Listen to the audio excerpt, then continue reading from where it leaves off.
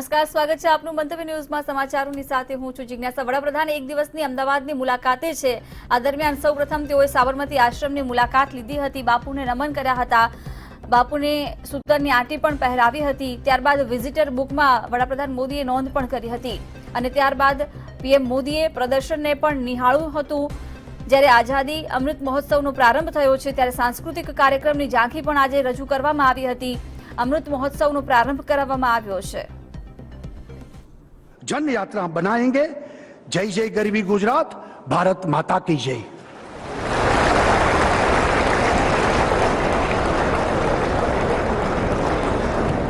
बहुत बहुत आभार माननीय मुख्यमंत्री महोदय का।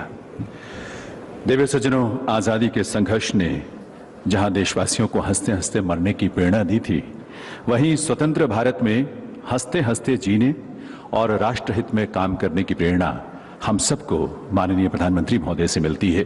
यह हमारा सौभाग्य है कि आज़ादी का अमृत महोत्सव उनकी गरिमामयी उपस्थिति में उनके कार्यक्रमों से आरंभ हुआ और पूरे देश में, विश्व में जन जन तक उसकी भागीदारी सुनिश्चित हो सकेगी। भविष्य में मैं विनम्रतापूर्वक आग्रह करूंगा माननीय प्रधानमंत्री महोदय से कि इस अवसर पर अपने संबोधन से हम सबका मार्गदर्शन करें, हम सबको अपना आशीर्वचन दें, अपना शुभ संदेश दें। माननीय प्रधानमंत्री महोदय।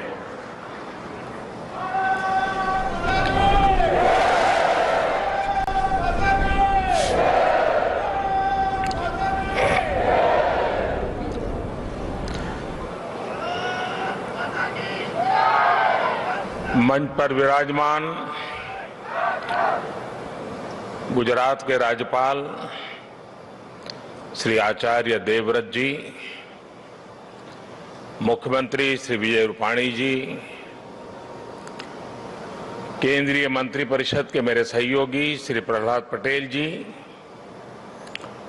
लोकसभा में मेरे साथी सांसद श्री सी.आर. पाटिल जी, अहमदाबाद के नवनिर्वाचित मेयर श्रीमान किरीट भाई, साबरमती ट्रस्ट के ट्रस्टी श्री कार्तिकेय साराभाई और साबरमती आश्रम को समर्पित जिनका जीवन है, ऐसे आदरणीय अमृत मोदी जी, देश भर से हमारे साथ जुड़े हुए सभी महानुभाव, देवियों और सज्जनों और मेरे युवा साथियों, आज जब मैं सुबह दिल्ली से निकला तो बहुत ही अद्भुत संयोग हुआ। अमृत महोत्सव के प्रारंभ होने से पहले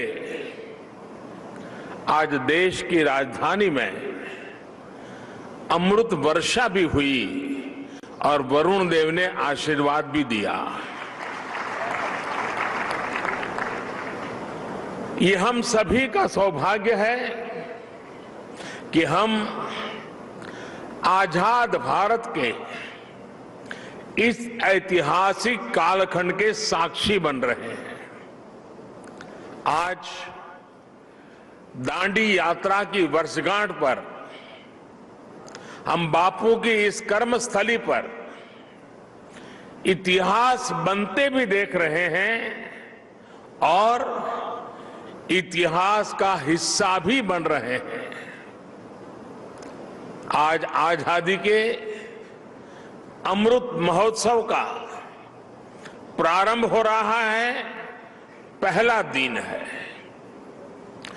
अमृत महोत्सव 15 अगस्त 2022 से 75 सप्ताह पूर्व आज प्रारंभ हुआ है और 15 अगस्त 2023 तक चलेगा। हमारे यहां मान्यता है कि जब कभी ऐसा अवसर आता है तब सारे तीर्थों का एक साथ संगम हो जाता है। आज एक राष्ट्र के रूप में भारत के लिए भी ऐसा ही पवित्र अवसर है। आज हमारे स्वाधीनता संग्राम के कितने ही पुण्य तीर्थ, कितने ही पवित्र केंद्र साबरमती आश्रम से जुड़े रहे हैं। स्वाधीनता संग्राम की पराकाष्ठा को प्रणाम करने वाली अंडमान की सेल्यूलर जेल, अरुणाचल प्रदेश से एंग्लो इंडियन वॉर की गवाह केकर मॉर्निंग की भूमि, मुंबई का अगस्त क्रांति मैदान, पंजाब का जलियांवाला बाग, उत्तर प्रदेश का मेरठ, काकोरी और झांसी, देश भर में ऐसे कितने ही स्थान पर आज एक साथ इस अमृत महोत्सव का श्री गणेश हो रहा है। ऐसा लग रहा है जैसे आजादी के असंख्य संघर्ष, असंख्य बलिदानों का और असंख्य तपस्याओं की ऊर्जा पूरे भारत में एक साथ पुनर्जागृत हो रही है। मैं इस पुण्य अवसर पर बापू के चरणों में अपने श्रद्धा सुमन अर्पित करता हूं। मैं देश के स्वाधीनता संग्राम में अपने आप को आहूत करने वाले, देश को नेतृत्व देने वाली सभी महान विभूतियों के चरणों में आदरपूर्वक नमन करता हूं, उनका कोटि कोटि वंदन करता हूं। मैं उन सभी वीर जवानों को भी नमन करता हूं जिन्होंने आजादी के बाद भी राष्ट्र रक्षा की परंपरा को जीवित रखा, देश की रक्षा के लिए सर्वोच्च बलिदान दिए, शहीद हो गए। जिन पुण्य आत्माओं ने आजाद भारत के पुनर्निर्माण में प्रगति की एक एक ईंट रखी, 75 वर्ष में देश को यहां तक लाए, मैं उन सभी के चरणों में भी अपना प्रणाम करता हूं। साथियों, जब हम गुलामी के उस दौर की कल्पना करते हैं जहां करोड़ों करोड़ लोगों ने सदियों तक आजादी की एक सुबह का इंतजार किया, तब ये एहसास और बढ़ता है कि आजादी के 75 साल का अवसर कितना ऐतिहासिक है, कितना गौरवशाली है। इस पर्व में शाश्वत भारत की परंपरा भी है, स्वाधीनता संग्राम की परछाई भी है और आजाद भारत के गौरवान्वित करने वाली प्रगति भी है। इसलिए अभी आपके सामने जो प्रेजेंटेशन रखा गया उसमें अमृत महोत्सव के 5 स्तंभों पर विशेष जोर दिया गया है। Freedom struggle, ideas at 75, achievements at 75, actions at 75 और रिजॉल्व्स एट 75। ये पांचों स्तंभ आजादी की लड़ाई के साथ साथ आजाद भारत के सपनों और कर्तव्यों को देश के सामने रखकर आगे बढ़ने की प्रेरणा देंगे। इन्हीं संदेशों के आधार पर आज अमृत महोत्सव की वेबसाइट के साथ चरखा अभियान और आत्मनिर्भर इंक्यूबेटर को भी लॉन्च किया गया है। भाइयों और बहनों, इतिहास साक्षी है कि किसी राष्ट्र का गौरव तभी जागृत रहता है जब वो अपने स्वाभिमान और बलिदान की परंपराओं को अगली पीढ़ी को भी सिखाता है, संस्कारित करता है, उन्हें इसके लिए निरंतर प्रेरित करता है।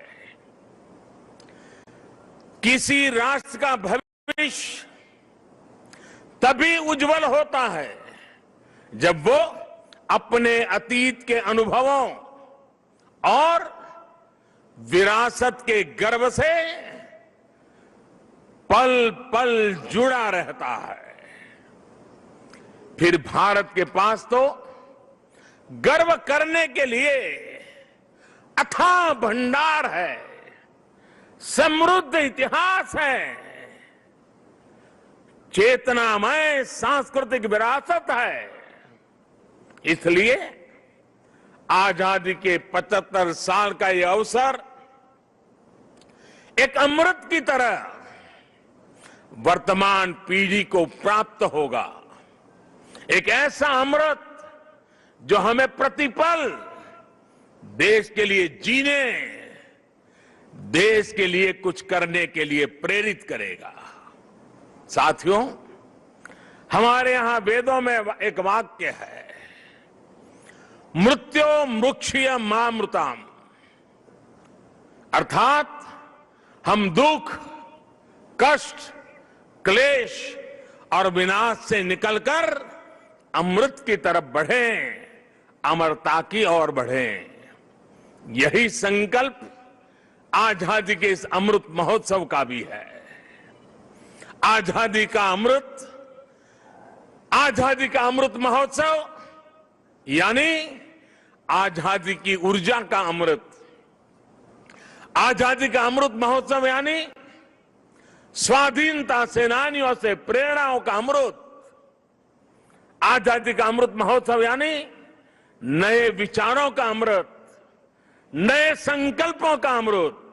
आजादी का अमृत महोत्सव यानी आत्मनिर्भरता का अमृत।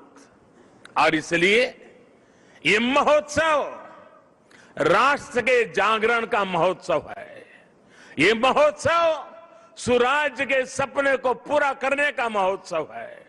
ये महोत्सव वैश्विक शांति का, विकास का महोत्सव है। साथियों, अमृत महोत्सव का शुभारंभ दांडी यात्रा के दिन हो रहा है। उस ऐतिहासिक क्षण को पुनर्जीवित करने के लिए एक यात्रा भी अभी शुरू होने जा रही है। यह अद्भुत संयोग है कि दांडी यात्रा का प्रभाव और संदेश भी वैसा ही है जो आज देश अमृत महोत्सव के माध्यम से लेकर आगे बढ़ रहा है।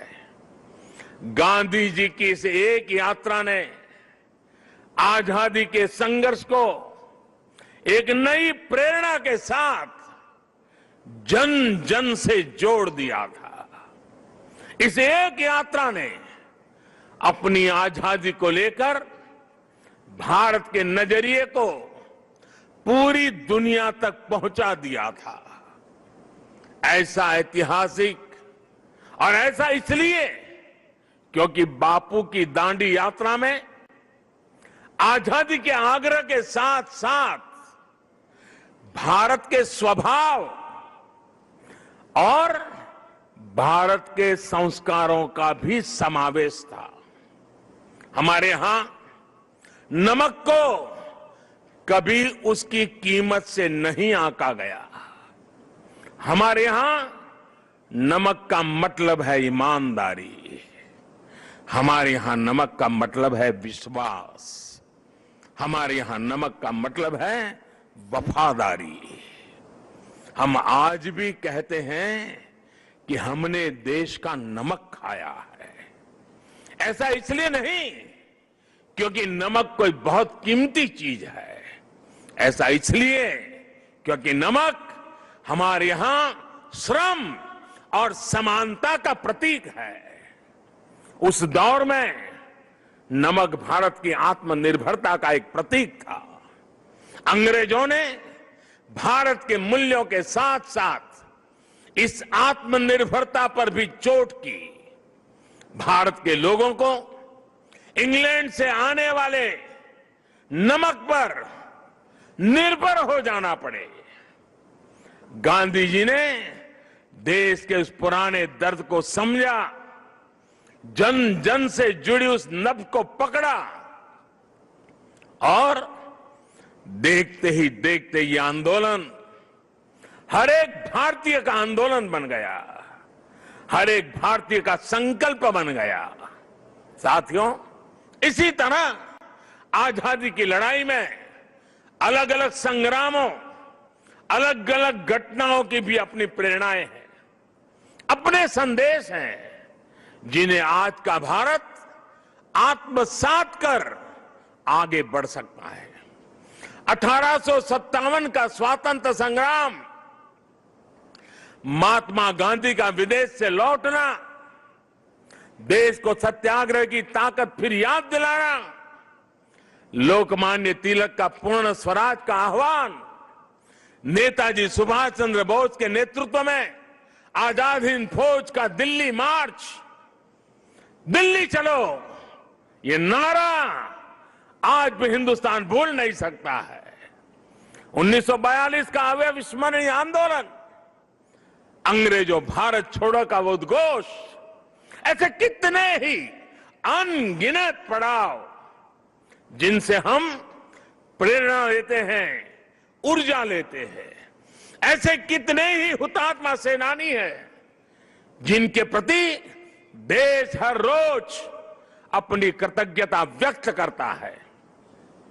1857 की क्रांति के मंगल पांडे, तात्या टोपे जैसे वीर हों, अंग्रेजों की फौज के सामने निर्भीक गर्जना करने वाली रानी लक्ष्मीबाई हो, कित्तूर की रानी चेन्नम्मा हो, रानी गाइडिनल्यू हो, चंद्रशेखर आजाद, रामप्रसाद बिस्मिल, भगत सिंह, सुखदेव, राजगुरु, अत्फाउल्लाह खां, गुरुराम सिंह, टिटू जी, पोल रामास्वामी जैसे वीर हो, या फिर पंडित नेहरू, सरदार पटेल, बाबा साहब आंबेडकर, सुभाष चंद्र बोस, मौलाना आजाद, खान अब्दुल गफार खान, वीर सावरकर जैसे अनगिनत जननायक, ये सभी महान व्यक्तित्व आजादी के आंदोलन के पथदर्शक रहे हैं। आज इन्हीं के सपनों को भारत बनाने के लिए, उनके सपनों का भारत बनाने के लिए हम सामूहिक संकल्प ले रहे हैं, इनसे प्रेरणा ले रहे हैं। साथियों, हमारे स्वाधीनता संग्राम में ऐसे भी कितने आंदोलन हैं, कितने ही संघर्ष हैं जो देश के सामने उस रूप में नहीं आए जैसे आने चाहिए थे। ये एक एक संग्राम, संघर्ष अपने आप में भारत की असत्य के खिलाफ सत्य की सशक्त घोषणाएं हैं। एक एक संग्राम भारत के स्वाधीन स्वभाव के सबूत है। ये संग्राम इस बात का भी साक्षात प्रमाण है कि अन्याय, शोषण और हिंसा के खिलाफ भारत की जो चेतना राम के युग में थी, महाभारत के कुरुक्षेत्र में थी, हल्दी घाटी की रणभूमि में थी, शिवाजी के उद्घोष में थी, वही शाश्वत चेतना, वही अदम्य शौर्य भारत के हर क्षेत्र, हर वर्ग और हर समाज ने आजादी की लड़ाई में अपने भीतर प्रज्वलित करके रखा था। जननी जन्मभूमिश्च स्वर्गादपि करियसी, ये मंत्र आज भी हमें प्रेरणा देता है। आप देखिए हमारे इस इतिहास को, कोल आंदोलन हो या हो संघर्ष, खासी आंदोलन हो या संथाल क्रांति, कछोहा कछार नागा संघर्ष हो या कूका आंदोलन, भील आंदोलन हो या मुंडा क्रांति, सन्यासी आंदोलन हो या रमोसी संघर्ष, कित्तूर आंदोलन, त्रावणकोर आंदोलन, बारडोली सत्याग्रह, चंपारण सत्याग्रह, संबलपुर संघर्ष, चुआर संघर्ष, बुंदेल संघर्ष, ऐसे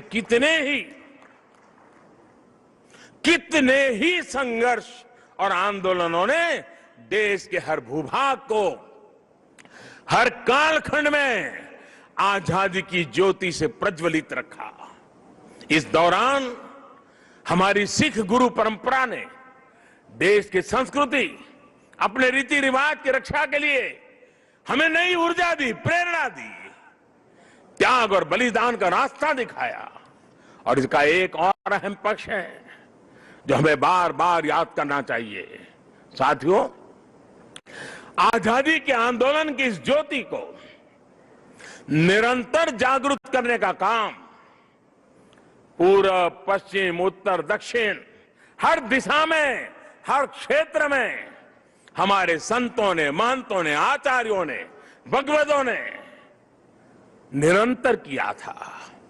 एक प्रकार से भक्ति आंदोलन ने राष्ट्रव्यापी स्वाधीनता आंदोलन की पीठिका तैयार की थी। पूर्व में चैतन्य महाप्रभु, रामकृष्ण परमहंस, श्रीमद शंकर देव जैसे संतों के विचारों ने समाज को दिशा दी, अपने लक्ष्य पर केंद्रित रखा। पश्चिम में मीराबाई, एकनाथ, तुकाराम, रामदास, नरसिंह हुए।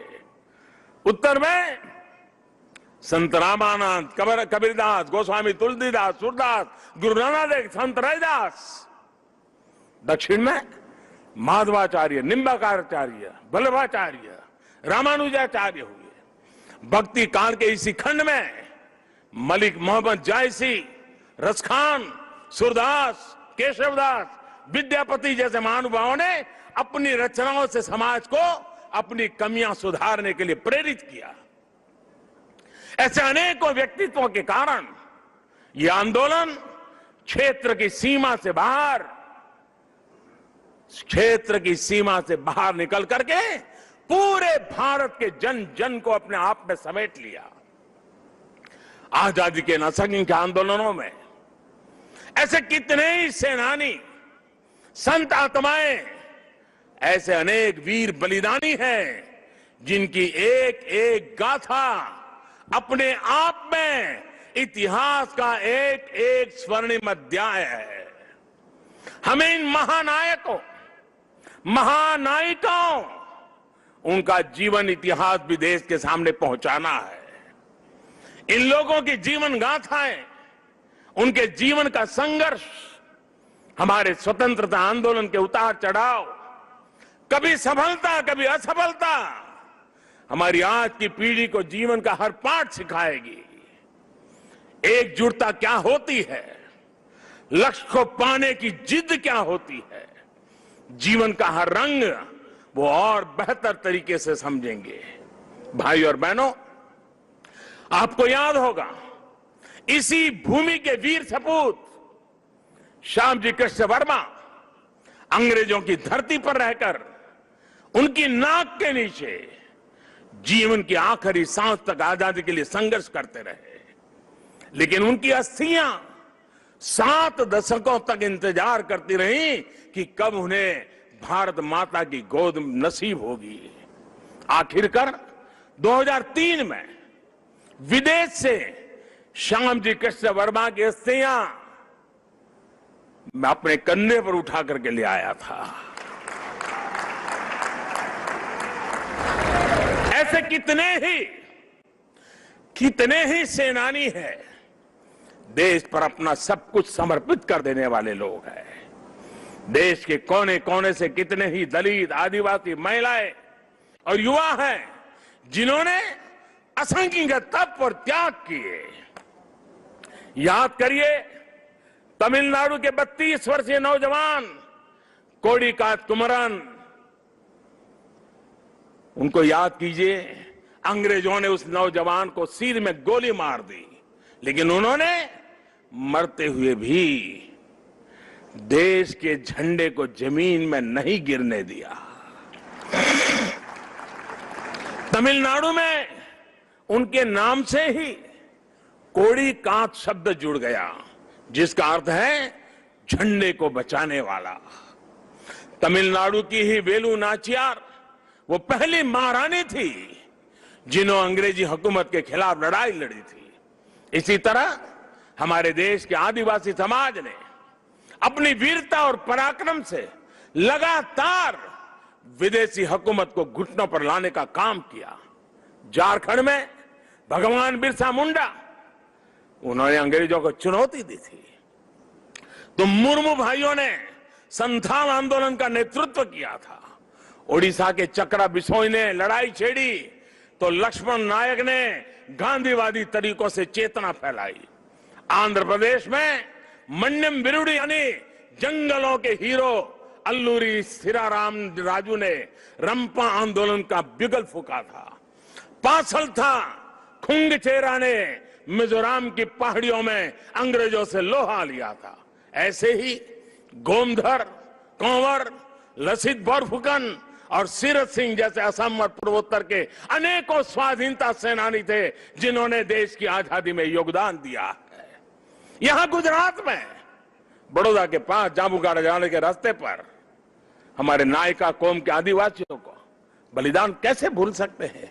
मानगढ़ में गोविंद गुरु के नेतृत्व में सैकड़ों आदिवासियों का नरसंहार हुआ।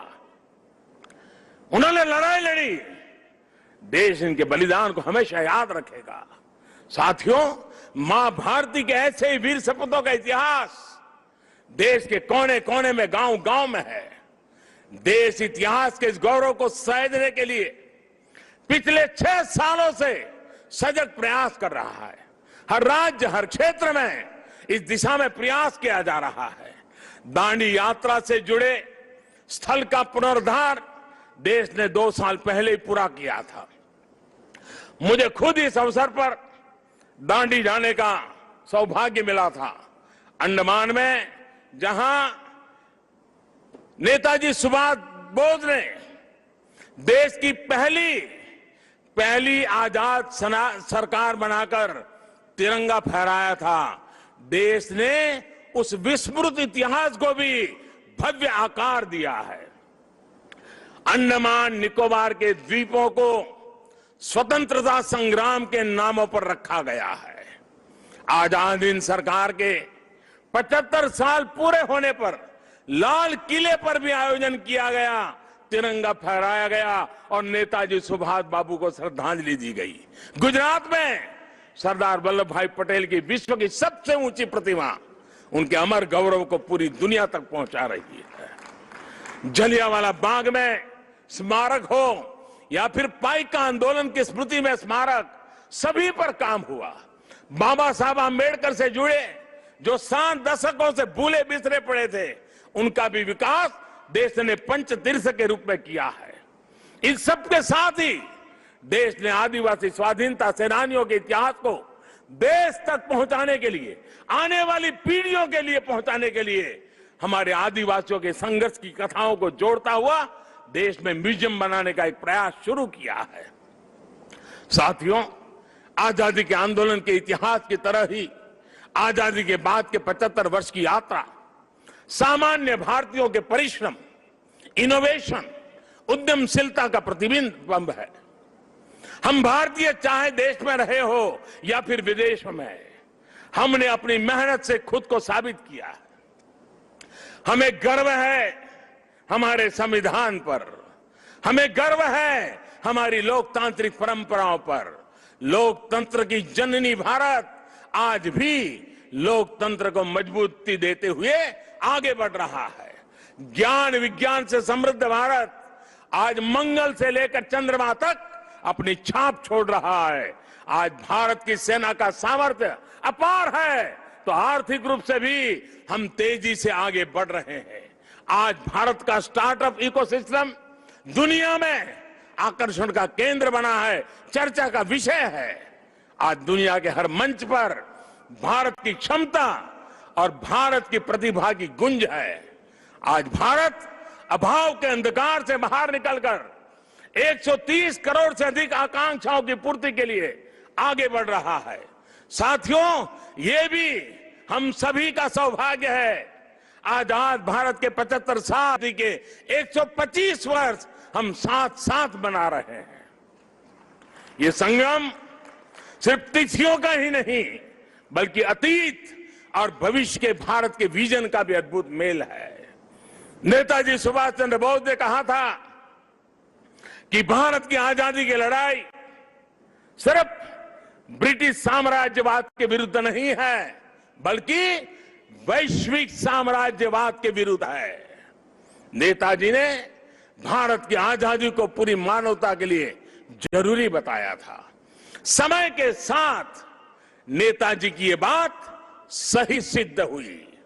भारत आजाद हुआ तो दुनिया में दूसरे देशों में भी स्वतंत्रता की आवाजें बुलंद हुई और बहुत ही कम समय में साम्राज्यवाद का दायरा सिमट गया।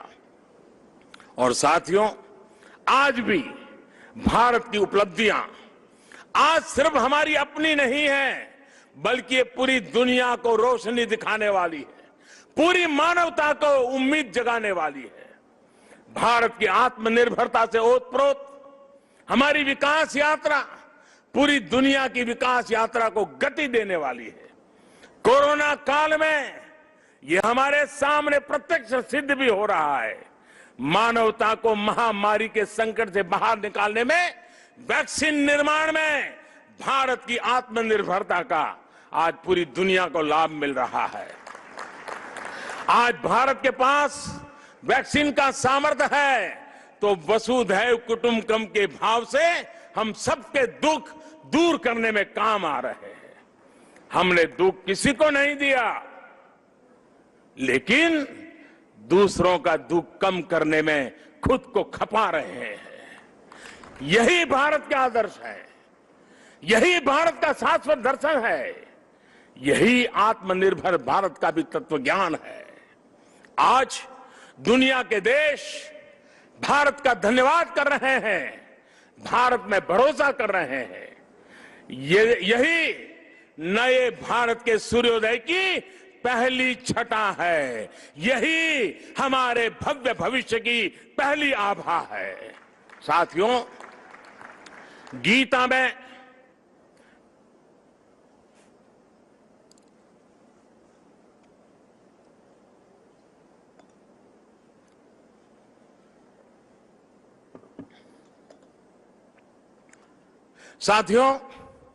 गीता में भगवान श्री कृष्ण ने कहा है, सम दुख सुखम धीरम सह, सम दुख सुखम धीरम सह अमृतत्वाय कल्पते।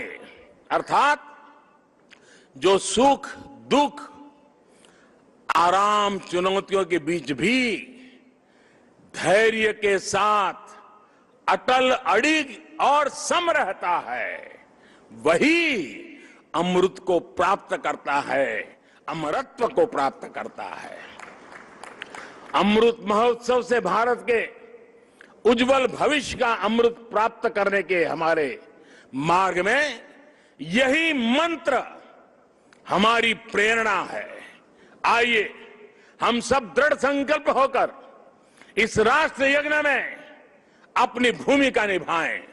साथियों, आजादी के अमृत महोत्सव के दौरान देशवासियों के सुझावों से, उनके मौलिक विचारों से अनगिनत असंख्य आइडिया निकलेंगे। कुछ बातें अभी जब मैं आ रहा था तो मेरे मन में भी चल रही थी। जन भागीदारी, जन सामान्य को जोड़ना। देश का कोई नागरिक ऐसा न हो कि इस अमृत महोत्सव का हिस्सा न हो। अब जैसे मान लीजिए, हम छोटा सा एक उदाहरण दें। अब सभी स्कूल कॉलेज आजादी से जुड़ी हुई 75 घटनाओं का संकलन करें। हर स्कूल तय करे कि हमारी स्कूल आजादी के 75 घटनाओं का संकलन करेगी। 75 ग्रुप बनाए, उन घटनाओं पर वो 75 विद्यार्थी, 75 ग्रुप, जिसमें 800, 1000, 2000 विद्यार्थी हो सकते हैं। एक स्कूल ये कर सकता है। छोटे छोटे हमारे शिशु मंदिर के बच्चे होते हैं, बाल मंदिर के बच्चे होते हैं। आजादी के आंदोलन से जुड़े 75 महापुरुषों की सूची बनाए, उनकी वेशभूषा करें, उनके एक एक वाक्य को बोले, उसका कंपटीशन हो। स्कूल में भारत के नक्शे पर आजादी से जुड़े 75 स्थान चिन्हित किए जाए। बच्चों को बताया जाए, बताओ भाई बारडोली कहां आया, चंपारण कहां आया। लॉ कॉलेज के छात्र छात्राएं ऐसी 75 घटनाएं खोजे, और मैं हर कॉलेज से आग्रह करूंगा, हर लॉ स्कूल से आग्रह करूंगा, 75 घटनाएं खोजे जिसमें आजादी की लड़ाई जब चल रही थी तब कानूनी जंग कैसे चला, कानूनी लड़ाई कैसे चली, कौन लोग थे कानूनी लड़ाई लड़ रहे थे, आजादी के वीरों को बचाने के लिए कैसे कैसे प्रयास हुए, अंग्रेज सल्तनत के जुडिशरी का क्या रवैया था, सारी बातें हम लिख सकते हैं। जिनका इंटरेस्ट नाटक में है वो नाटक लिखे, फाइनेंस के विद्यार्थी उन घटनाओं पर पेंटिंग बनाए, जिसका मन करे कि वो गीत लिखे वो कविताएं लिखे। ये सब शुरू में हस्तलिखित हो, बाद में इसको डिजिटल स्वरूप भी दिया जाए। और मैं चाहूंगा कुछ ऐसा कि हर स्कूल कॉलेज का ये प्रयास उस स्कूल कॉलेज की धरोहर बन जाए, और कोशिश हो कि ये काम इसी 15 अगस्त से पहले पूरा कर लिया जाए। अब देखिए पूरी तरह वैचारिक अधिष्ठान तैयार हो जाएगा, बाद में इसे जिला व्यापी, राज्यव्यापी, देशव्यापी स्पर्धाएं भी आयोजित हो सकती है। हमारे युवा, हमारे स्कॉलर्स ये जिम्मेदारी उठाएं कि वो हमारे स्वाधीनता सेनानियों के इतिहास लेखन में देश के प्रयासों को पूरा करेंगे। आजादी के आंदोलन में और उसके बाद हमारे समाज की जो उपलब्धियां रही है उन्हें दुनिया के सामने और प्रखरता से लाएंगे। मैं कला, साहित्य, नाट्य जगत, फिल्म जगत और डिजिटल एंटरटेनमेंट से जुड़े लोगों से भी आग्रह करूंगा, कितनी अद्वितीय कहानियां हमारे अतीत में बिखरी पड़ी है, इन्हें तलाशिए, इन्हें जीवंत कीजिए, आने वाली पीढ़ी के लिए तैयार कीजिए। अतीत से सीखकर भविष्य के निर्माण की जिम्मेदारी हमारे युवाओं को ही उठानी है। साइंस हो, टेक्नोलॉजी हो, मेडिकल हो, पॉलिटिक्स हो, आर्ट हो, कल्चर हो, आप जिस भी फील्ड में हैं, अपनी फील्ड का कल, आने वाला कल बेहतर कैसे हो इसके लिए प्रयास किया जाए। मुझे विश्वास है कि 130 करोड़ देशवासी आजादी के इस अमृत महोत्सव से जब जुड़ेंगे, लाखों स्वाधीनता सेनानियों से प्रेरणा लेंगे, तो भारत बड़े से बड़े लक्ष्यों को पूरा करके रहेगा। अगर हम देश के लिए, समाज के लिए, हर हिंदुस्तानी अगर एक कदम चलता है तो देश 130 करोड़ कदम आगे बढ़ जाता है। भारत एक बार फिर आत्मनिर्भर बनेगा, विश्व को नई दिशा दिखा देगा। इन्हीं शुभकामनाओं के साथ आज जो दांडी यात्रा के लिए चल रहे हैं, एक प्रकार से बड़े तामझाम के बिना छोटे स्वरूप में आज उसका प्रारंभ हो रहा है, लेकिन आगे चलते चलते चलते जैसे दिन बीतते जाएंगे, हम 15 अगस्त के निकट पहुंचेंगे। ये एक प्रकार से पूरे हिंदुस्तान को अपने में समेट लेगा, ऐसा बड़ा महोत्सव बन जाएगा, ऐसा मुझे विश्वास है। हर नागरिक का संकल्प होगा, हर संस्था का संकल्प होगा, हर संगठन का संकल्प होगा, देश को आगे ले जाने का, आजादी के दीवानों को श्रद्धांजलि देने का यही रास्ता होगा। मैं इन्हीं कामना के साथ, इन्हीं शुभकामनाओं के साथ मैं फिर एक बार आप सबको बहुत बहुत धन्यवाद देता हूं। मेरे साथ बोलेंगे भारत माता की, भारत माता की, भारत माता की, भारत माता की। वंदे वंदे वंदे वंदे। जय हिंद, जय हिंद, जय हिंद।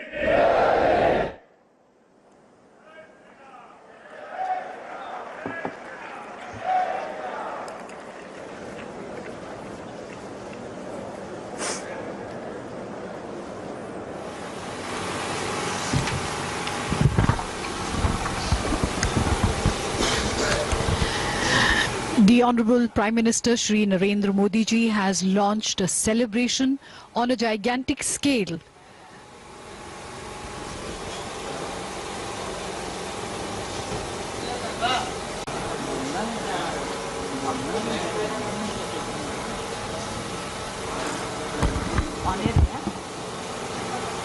ऑन एयर गया